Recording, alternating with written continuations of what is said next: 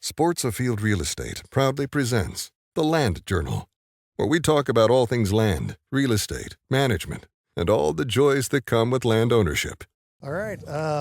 We'd like to welcome you all. This is the Land Journal, sponsored by Sportsfield Real Estate. And this is our very first, and we're ready to go. Our debut. Yeah. Debut. We got Drew, Travis, Patrick, and myself, Dale. All the way from Illinois here today. Yeah, in Studio 280 here in Yeah. Freeburg, Missouri. So, Absolutely. just wanted to touch on real estate, land management, hunting, a little bit of everything throughout the year, and we should keep it pretty fun. So Yeah, hopefully this podcast is educational to some and entertaining to others.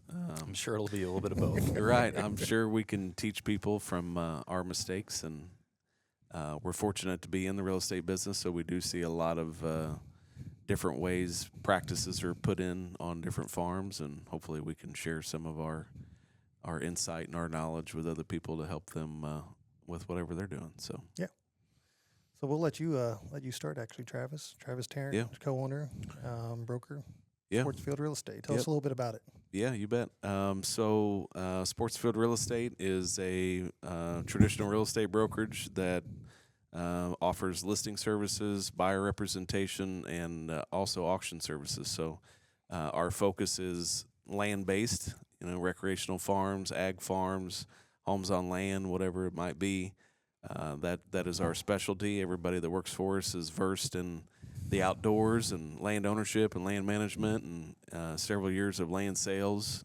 I've been licensed real estate broker since 2007 and have been fortunate to sell and be a part of a lot of transactions on farms and auctions and all the things. So we love what we do and market all the properties that we get to advertise for our clients to our best ability, and we hope that, like I said, things that we learn along the way can be shared and taught to other people that are, excited about maybe buying their first place, or somebody that has bought 10 places. You know, there's a wide variety of who we deal with every day. So hopefully we can take what we've learned and pass it along. So. Yep. Yeah, and you really touched on that offer agents and brokers, they're land guys. I mean, they're in the field, whether they're working or not. They're going to be in the field every day almost. So that really makes a big difference when you talk about understanding those properties and marketing them to their fullest potential, in my opinion. So Patrick, you've been in it for a little while, and Yeah, going on 9 years. So 9 years, very good. Drew, how about yourself? I've had my license, I think, for 10 years or so. It was this was not a planned career move at all, related to Travis. And he kind of approached me about getting my real estate license. And, life's kind of weird where you kind of develop a picture of what you think a real estate agent is. And I thought, man, what in the world? Why would he think I would want to do that? My image of a real estate agent was kind of like the used car salesman guy, and I thought, man, this is just not. What skill set do I have? What knowledge base do I have? And got into it really, real estate in general, because I thought I was going to be flipping houses, and really not realizing that I did have some knowledge base. I mean, like you said, we're on farms, we're on ground, we're all the time, so we're continually gaining knowledge. But we don't realize we're doing it. Yep. It's just part of our lifestyle. So once that kind of clicked in my brain, because we deal with it all the time. I call them a penny loafer real estate agent, where they just take the picture from the truck or whatever, or even people that we have they don't have conversations with. They'll say, "Well, I don't know anything about land." I'm thinking, well, what's to know? Well, there is a lot to know, but it's just normal for us. So. Yep. But yeah, I've had my license for 10 years. Again, I got into flip houses, and then I realized that wasn't for me at all. But once I kind of flipped the switch in my brain to understand, like, hey, I can understand, and I realize what people are wanting in hunting ground, and once you make that connection, I was like, oh, this is a pretty good fit for me. Yeah, Yeah. yeah, I would agree. When you start, you know, some people struggle with making those phone calls, you know, because you feel like you're begging for business or you're trying to convince them something. But once you realize that you are offering a very good service and you are taking care of them and you're doing them a service and helping them, you know, whether it be to get the best marketing and the best price for their property, it makes it a lot easier to make those phone calls because you know you are legitimately helping them. You know, it's not just a job. It's not about the paycheck. It's about helping people and that makes it really easy. So Yeah. and a lot of fun. Yeah, it took me quite some time to convince Drew that he could pull it off, you know, and he did it simultaneously with his machining job for quite some time, but he did, you know, take that jump. And I think for a lot of people, the most difficult part is getting away from that assurance that you have a check every week, you know, Yeah. like that is a big hurdle mentally. Mhm. You know, and it takes a lot of time. So, but anyway, he's past that and has been for a long time. Yeah. The only buddy in charge of his check these days is him. So. No, it's been great, and just even from a quality of life standpoint, my wife says I'm not nearly as grumpy. I'm not. She didn't say I'm not grumpy. She said I'm not nearly as grumpy, but it is. I like the one-on-one relationships you have with landowners and sellers.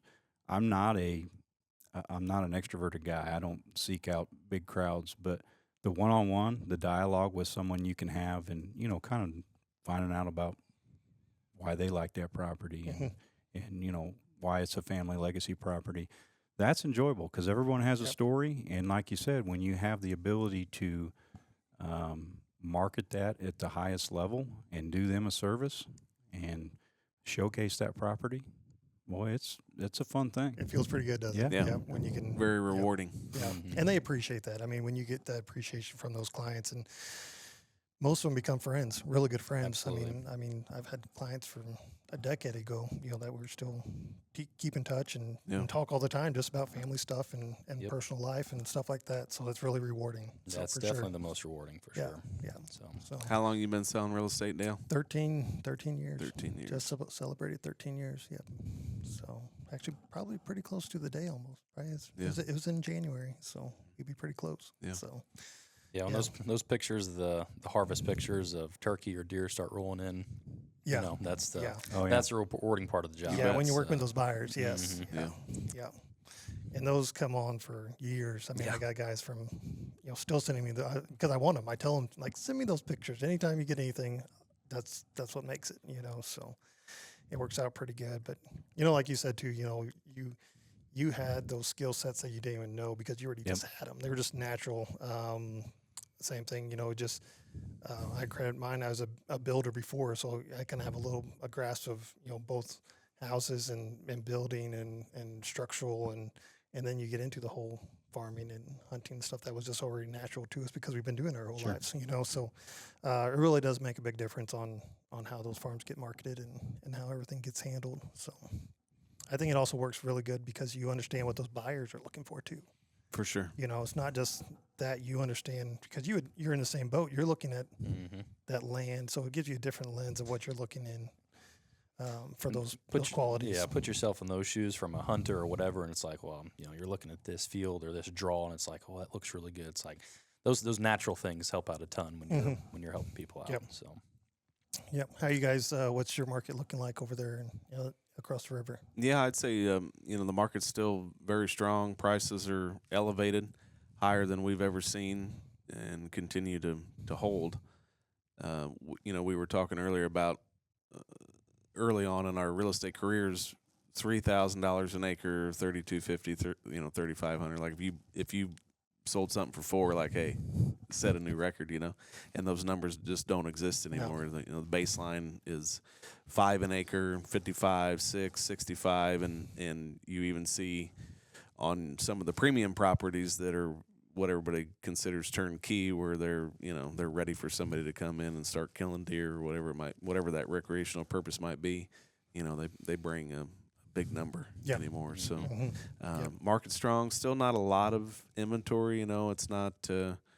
It's just like Patrick said, he's got to go show a 80-acre farm here today, and when those properties hit, you got to go look at them because they ain't gonna be there very long. Yep. There's not many to look at, and it's like he's gonna go, drive however far north and go show that farm, and he ain't gonna go show him 3 or 4 other farms while he's there because there ain't any available. It's like you just kind of, when you start the process of looking, you filter through what's there, and there's not much.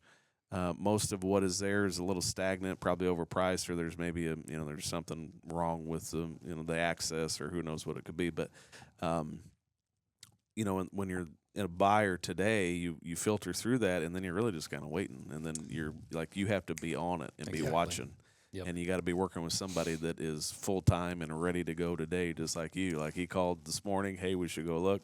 Sounds good, let's go. So you just got to be. You got to know what you're looking for, and I can't really stress enough that you got to be prepared. You better know what your budget is. You better know where you're borrowing your money, because you're probably not the only person looking at that farm. So you're going to go look at it, so is somebody else. And if you get into a competitive situation, you have to have somebody that can guide you in making the most aggressive and most appealing offer that you can, which is going to include your financing terms and all of those things. So that property I'm going to show it just came on the market 2 days ago, and there's showings lined up this whole weekend. He's like, hey, we've been looking for probably 6 or 8 months, and he's like, we need to go look tomorrow and get ahead of this curve of all the showings. And I was like, yep, let's go. So it's kind of the same deal with the Missouri market over here. It's the quality properties, when they come on the market, they're going fast. They're going. It's you got to be on your toes and be ready to buy. Yeah, and we're seeing over and above list price. You see creative offers like escalation clauses, and hey, I'll pay this much up to this much, and then this much over any other offer, and it's like, that's a competitive market. I've been in markets where it's, you can list a property and you don't get a phone call forever, but those markets have passed, and where it stands today, I don't really see any change. Drew, would you agree? Yeah, I don't think so. I mean, we are seeing, because it's the beginning of the year, you do see some things start to show back up on the market, maybe a little bit more than, the holiday season, people kind of getting a lull. But the value on property, if you don't go back 20 years, I don't think that people understood that the value that a property could bring. Well, now there's so many things that you can do with property, especially when you want to go just straight from a hunting standpoint. The white-tailed deer has created so much value for property, and people understand that now, and they seek them out, and they also don't let them go.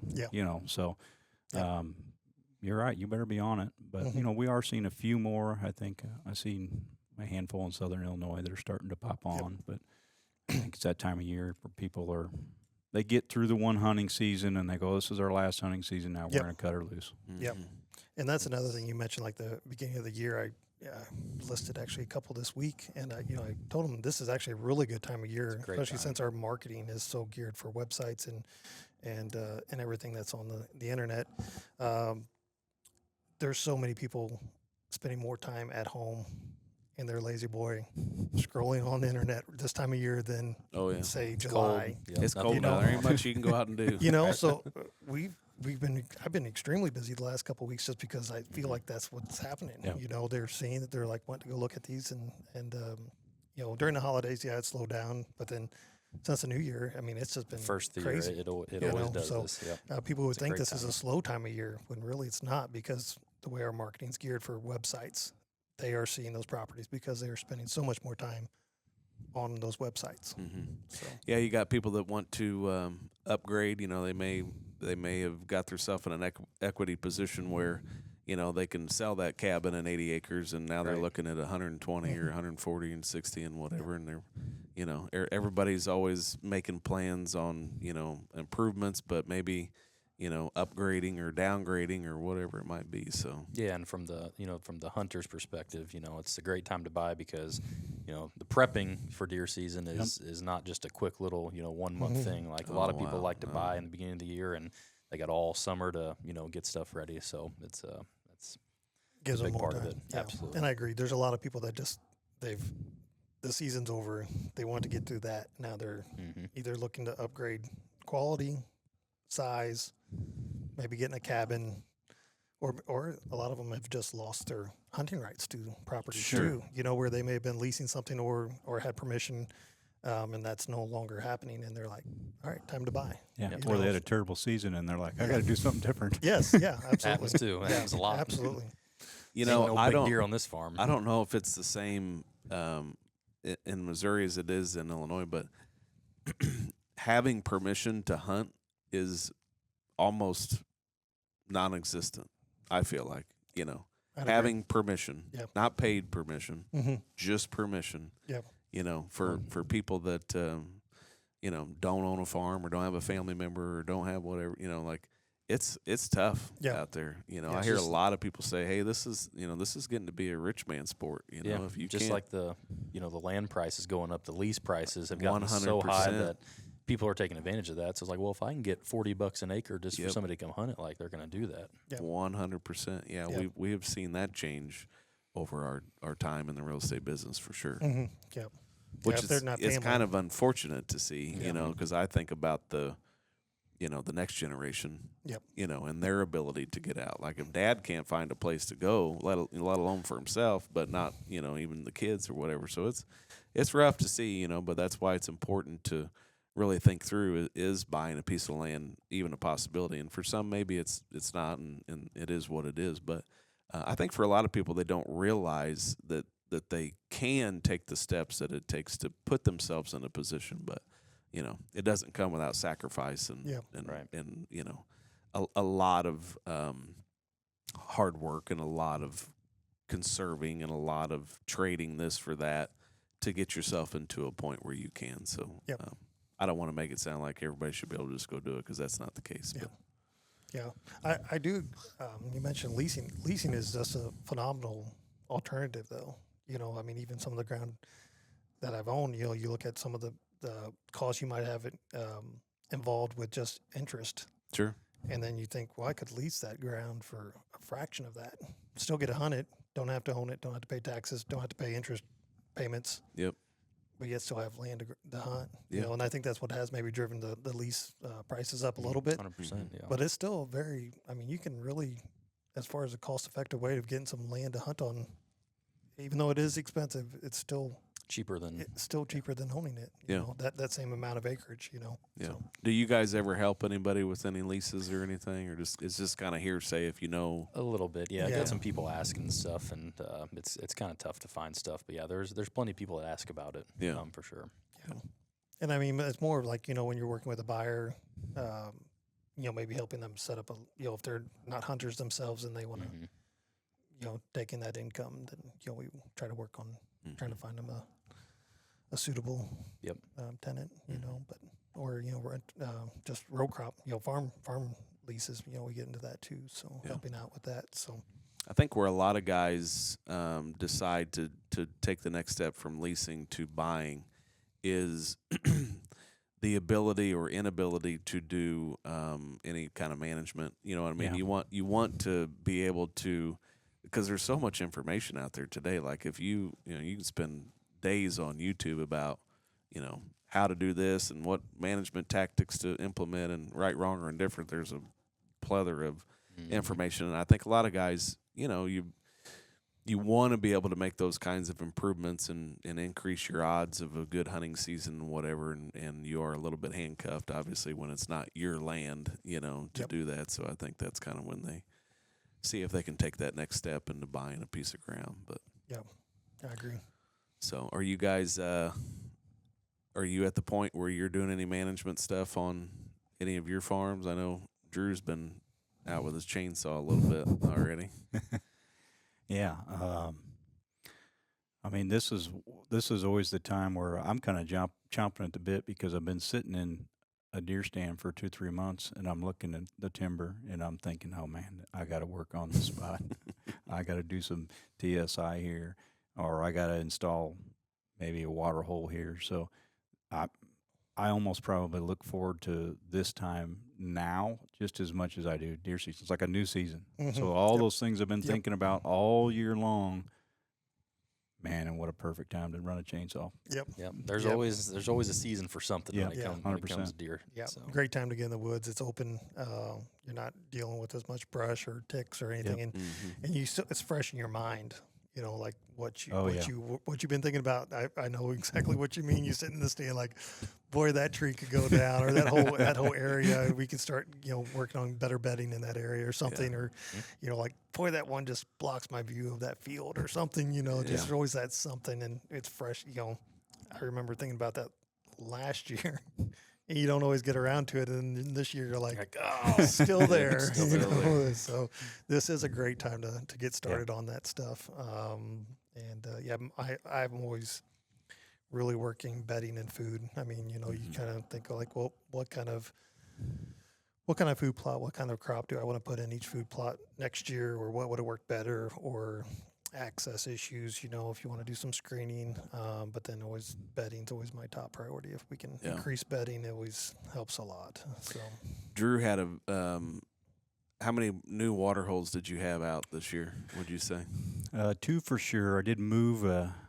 I moved one, so man, I'm sold on water holes. Yep. So I'll say when I first put them in, I was like, this is kind of gimmicky. I'll do it, and I didn't really monitor them, so that's my fault. I didn't really know what was going on with them.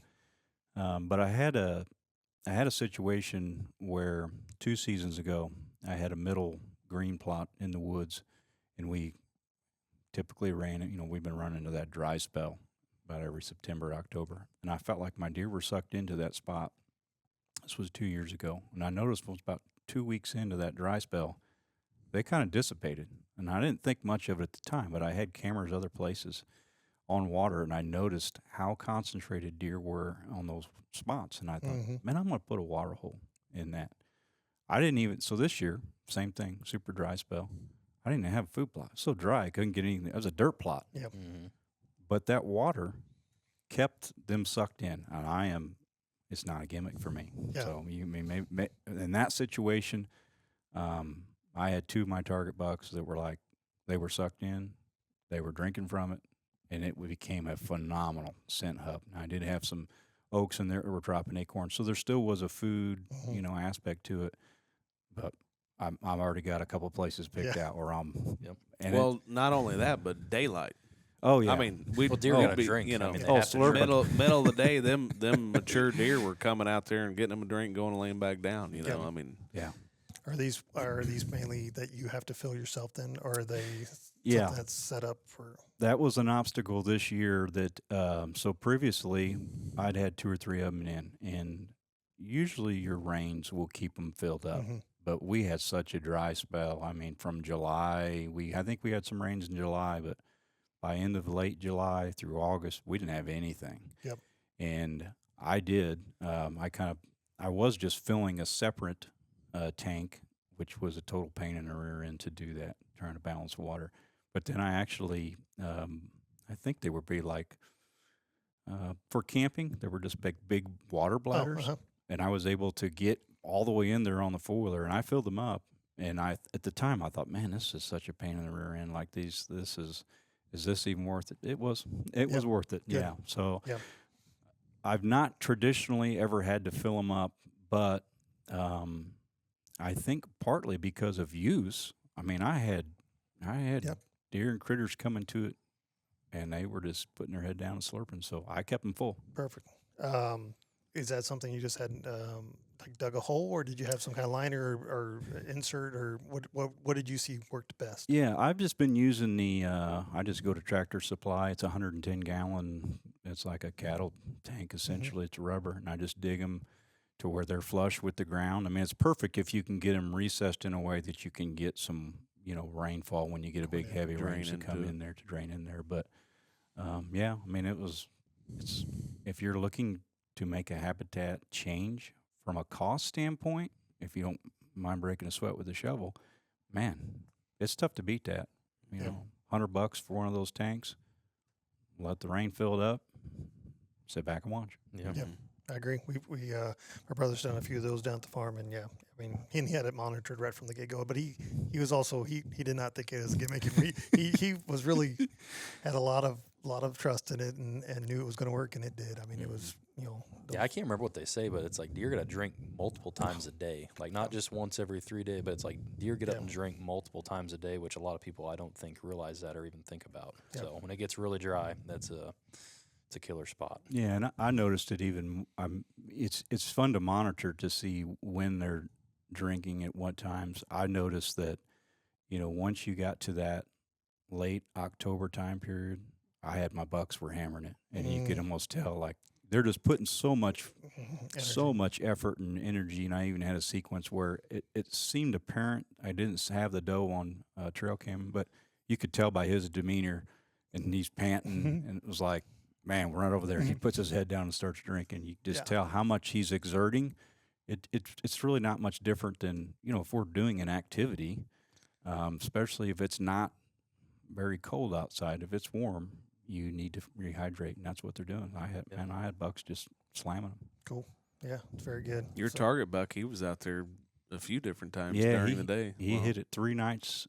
He hit it 3 nights in a row, and my brother hunted it the 4th, and I killed him at a different location. that was a slammer too, man. Yeah. Congrats on that. Just Awesome deer. Phenomenal deer. He So, just about tagged out. He had his second target buck come by, yeah. but he couldn't get on him quick enough. They Yeah. were on the same doe. Yeah, What deer was that, Drew? Yeah, so I had the 2 deer I was talking about hitting that water hole. It was a big, clean 10 that we got, I think, 4 years of history with this deer. And, so we kind of knew he was on the radar. After the buck I shot, I was already pretty hyped up. And I hear a grunt from the other direction, and I turn my corner, and we're like, this deer's framey. He's not like a giant, but he's got a big frame. And I was like, well, I know what deer that is. And I was not set up. I was not set up to shoot him behind me. I'm on a bluff, and he come right behind me. I'm pretty sure he hit my my boot scent. Man, he come unglued, and he back up. He antlers from the brush, and I was full draw trying to get him killed. He did end up circling back around. So the deal was there was a hot doe in there because there was like 4 or 5 bucks that were in on her, and he kind of came back through, but I gave him a big enough whiff that he didn't want to come back in. That's it works though. Yeah. Oh, yeah, 100%. That's awesome. Now we do want to hear sometime. We're going to be wrapping it up here for this segment, but real quick, tell us the story of the one you did kill and the recovery of the broken Oh, yeah. antler. Yeah, Yes. so the one I killed this year, don't have any history with the deer from prior years, which is a little odd. That usually we know what deer are coming back just from the trail cameras that we run. This deer showed up October 20th, and like I said, he was sucked into that water hole. The other clean 10 wide frame deer, he kind of pushed that deer out a little bit, but he just kind of took control in that area. Big, nasty looking triple beam side. I don't know if he had some kind of damage to his pedicle or not, but just junk going everywhere. And was able to kill him on Halloween, October 31st, and didn't really think much of it. Recovered him, took my kids, recovered him. It was a super, kind of almost like a core memory. It was their first track job. It was fun because, I don't know, watching kids track a deer. It's like, well, that deer didn't go right through that tree. Like they're just like there's like straight line mine. It was fun to kind of watch that. And when I recovered the deer, I noticed that there was like a little chip out of his base. I didn't think much of it, but very small. And the area that we hunt, we got a great network of guys that, for the most part, share information. Everybody keeps stuff close to their chest. So I had sent this to my cousin, and the next morning, like first thing, I get a phone call from is actually a distant relative, but the guy that farms and hunts next door, and he goes, "Hey, I seen that buck you killed. I got his drop time," and I was not piecing it together at all. I was like, What? I was like, "What do you mean?" And I'm like, "From the year before?" He goes, "No, I have this deer's drop time from this year." And I still like, I don't know, maybe I'm a little slow trying to piece together what he's talking about. And I finally was like, "Do you have history with this deer?" And so he sends me a picture of it, in velvet, and it's got this big horseshoe looking, I don't even know, weird looking. It's not a drop tine. It's like a horseshoe hook. And he goes, I have that. And so he brings it over. It's like 20 inches of you would have thought like maybe a burr or something busted off the. So he was drilling wheat, and I think it would have been probably early October, jumped out of the tractor and sees this laying on the ground. Well, because he knew what deer it was, he was like, he had history with that deer. He was like, man, that's that deer. So it was really unexpected. That's crazy. It was just crazy, like, What are the chances? I could have gave somebody $1 million to go find that thing. And Never found it. Never found Right. it. So it And was, he didn't get out of the tractor because he saw it. He actually just had happened to Oh, jump yeah. out of the tractor Yeah. to check the planter or whatever, and it's laying Wow. on the ground. That's Yeah. crazy. I mean, it was just like a very unexpected. It was so cool. It was just kind of added to the story. So very, very unique. That's amazing, and I'm expecting you to send me the video that you showed me once before, and I'm hoping that I can bring it and, Oh, and yeah. plug it into this, and you Yeah. guys can see this because it is impressive. It's you would think it would just been a couple inches, Yeah, but I mean, the it's chip a is whole, like the Oh, chip's yeah. so small, but it's like it's 100% Yeah, it. I was not expecting that. just a nice little 20-inch Yeah. addition. So. No big deal.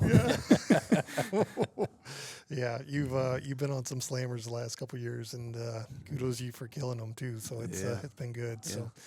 So, but for now, I think for this one, we're going to wrap it up. Be sure to stick with us here, and as we produce more of these and learn, we know they're not perfect, but we're getting there. We're learning more every time, and hopefully bring some fun content to you guys, both real estate, hunting, land management, anything and everything you guys would want to know. So Yeah, and I would say keep an eye on our website and our social media, Sports Field Real Estate on Facebook and Instagram. Larry has hooked us up with TikTok, so I'm not on TikTok, Yeah. but apparently we are. So yes, we do have some properties there. But anyway, sportsfield.re.com is our website where you'll find listings. Currently, we're licensed in Kansas, Missouri, Illinois, and Ohio. I'm working on Kentucky right now. So anyway, keep an eye on our website for any listings that might pique your interest. So absolutely. So until next time, thank you. thank you. While we are professional land brokers, these discussions are simply our opinions and should not supersede any advice from your tax, financial, or legal professional.